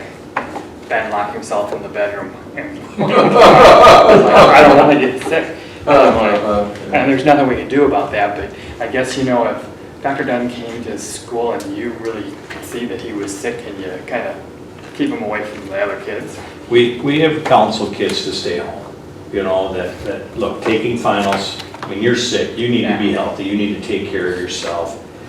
That's more important, the finals aren't going to kill you, but bringing all those germs to your mind. And I will say, Jeff, like my son did make the 210 plan because he had influenza for 3 days, but in those 3 days, he went and been able to get up. Like the one that was like, you have track meet tonight, and all he did was moan, like he wasn't going to school sick, and he survived finals.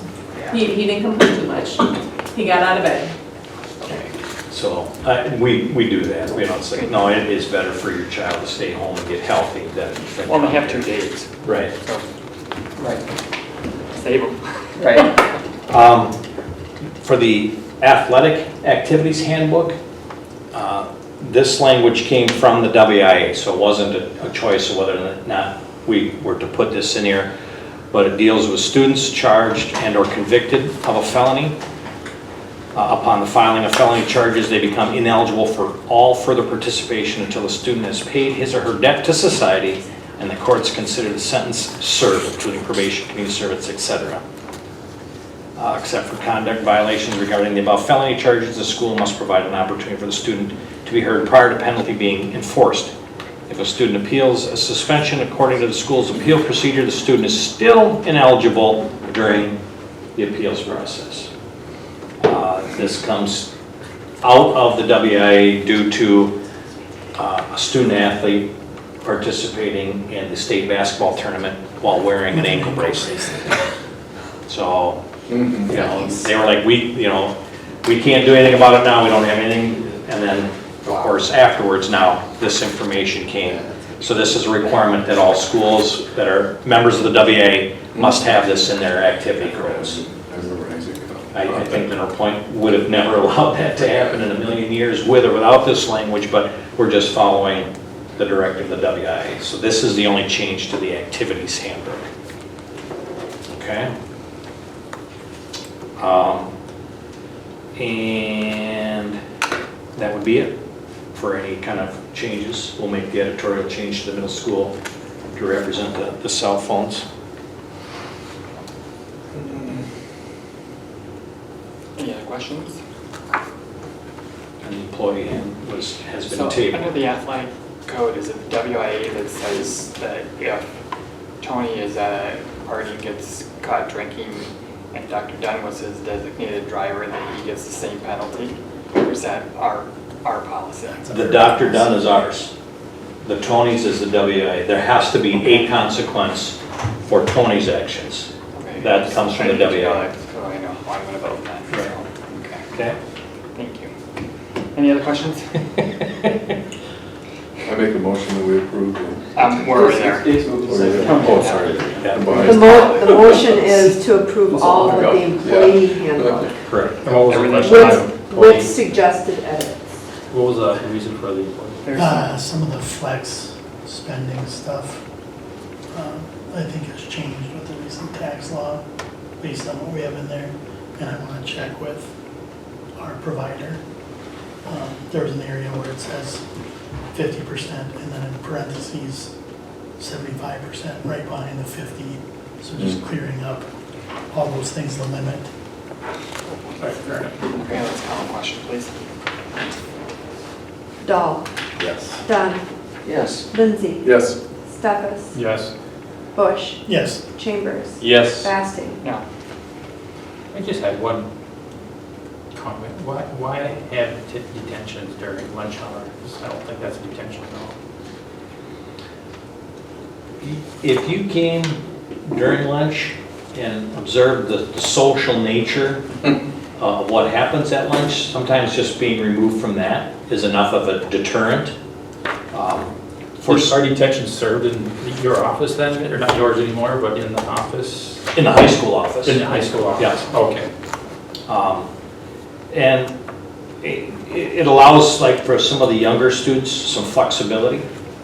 I can remember being in the classroom, as a classroom teacher, if I needed to assign a detention, I'd say, okay, you can pick Tuesday or Thursday next week. And I would give kids enough time to arrange to be picked up. Sometimes if it was students working, I can be here at 7 o'clock in the morning if you want to come at 7 o'clock in the morning and serve your half-hour detention or 45-minute detention or whatever. I mean, I would allow kids some of that flexibility. So I think this allows for some of that to happen. So do they eat their lunch in the office? Yes. I see. Yeah. And how many on a given week do you see serving in detention nowadays?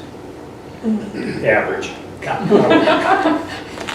Many? I think that's a Janet question. Yeah. I think I think there's some students that serve more because they're not making up the time, and in there talks about the potential of having additional time added. So I would say on any given week, there might be 2 students that would be serving at attention. Okay. tardy is the biggest, Right. being tardy Okay. is the big one. And if you're tardy, your second tardy gets you a 15-minute detention. So your third tardy gets you a half-hour detention. And if you don't show up for a detention, then it just keeps You get more, escalating. Okay, so the boy, get the horns, Nate. Move on to the adoption of the model of education. Okay, so if you remember last year, I think we probably did this, I think it was my first probably official meeting. it that was week. either August or the first meeting in September where we had to approve the special education policy procedure handbook. Yeah. And the recommendation last year was to basically take the DPI's handbook instead of Angie having to recreate. And the description says it all. We have to do it annually. And basically, if you don't use the one they provide, it's just a pile of paperwork that's not needed. But if you look through it, it's basically just defines all of the special education areas and links them to state statutes. And so we're just saying that we're accepting what's in the state statutes. And this is the same one we approved a year ago. It is the same one, Yes. there's not been an update, you just have to adopt it annually. So we're just re-adopting it for the upcoming school year. There were no changes made since the changes from Any last year. concerns or potential None. concerns? No. Okay. Motion. Second. And my quick report. Okay, just okay, let's call a question, please, Amy. Dunn, Yes. Lindsay, Yes. Stefas. Yes. Bush, Yes. Chambers. Yes. Dahl. Yes. Basting. Yes. Okay, let's move into the credit card and bills payable. We're making a motion for one or both. I'll make a motion for both. Thanks, Andy. Second. Okay, is there any comments or questions? I have one question. Fully support it, we just want to double check on it. Denise Gordon, did we not get the grant from the? Did not get the grant. Okay, so Correct. it's now coming out of, Yep. did we ever receive, did get the grant? I know Yes. they awarded them. There were the three, 25th, actually, I just didn't see it on their site or our site. Kristen hasn't sent the press release. Okay, perfect. Chris McCoy and Kristen Staver received some money for a new project. The title of the grant is like 21st century communication skills, something along that line. They'll be creating a daily newscast, announcements, whatnot. Denise and Carrie got something for the Savannah, I think. Who? Denise and Carrie got Yeah. something for the Savannah. Each one of them got a small grant, Flexible flexible seating, and some additional resources for Oak Savannah.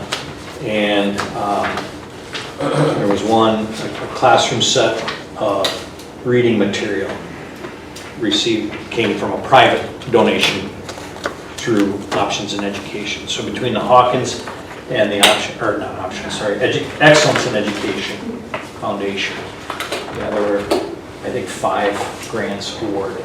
So it sounds like the staff is doing a tremendous job attempting to utilize. Yeah, there were more applications, probably I would say 3 times more applications this year than a year ago. So I think people are seeing what's there, and the funds are growing so that there's more money available to be dispersed for that. So can we just be clear on where the funds for the therapy dog is coming from and what it's going to be the anticipated annual expense? Is this training, this is a one-time? The training would be, initial training, yes, right? yep. Okay. And I'm assuming that's not coming out of Miss Gordon's like classroom budget? No. Okay, so it's like a miscellaneous elementary school, like principal's discretionary budget or something like that? Yeah, it's coming out of Fund 10, like a building level budget item. Okay, So yes, it's not, she's not sacrificing right. classroom, second grade classroom materials for this. This money is coming out of a different account, other than her individual classroom account. Okay. Probably elementary. Yes. Yeah. I just didn't get a real sense that we planned for this expense. So I just want to make sure that these funds aren't being taken away from something else that was budgeted for. No, that is not the case. Okay. And with the surplus that we're looking at next year, we'd certainly say this is something we would build in that surplus money, additional cost for that. Okay, so that's my question. Is it already in the budget, or is it something that needs surplus applied to it because it's not in the budget? It is not in the budget. When she came to us, I applied for a grant. I don't know how much, she even admitted that she would be willing to pay for this out of her own pocket. Right. And then, as board members, you said, no, we should find the money So by that time, the budget process had been done, so this is something that we would go back and create a line item for and look at some of that surplus money, filling that void so that there was no impact to any other educational I don't think needs. you have to do surplus money because Matt said he'd be able to do it out of his I think, building. I think, I don't want to speak for Matt, but I think he had in his head that he would allocate some building level money for it. That was So he fine. might have budgeted like in his way. Tentatively We for just it. don't have a line item for it yet. Okay, thank you. Okay, any other questions, comments? Let's call a question, please. Bush, Yes. Chambers, Yes. Dahl, Yes. Dunn, Yes. Lindsay, Yes. Stefas. Yes. Austin. Yes. There was one point it's open. Say that. I- Well, I that's why I almost- double I- checked because I was like, yeah, I can vote on this one for a change. Next board meeting will be, August 12th. We changed that. July It might not be thank you, next board meeting, July 29th, 6 PM. The August board meeting has been moved back a week to the 19th. to the 19th. Marcia's on vacation and will not have bills payable. I didn't know if you wanted to meet without that, or that you wanted to meet 2 or 3 times a month. So in your packets, it's wrong. I didn't realize that until after the packets were printed. Sorry. Can you give this to Julie? Yes. July 1 at 6:30 also. 6, That's it. with a finance committee meeting to follow. Motion adjourned.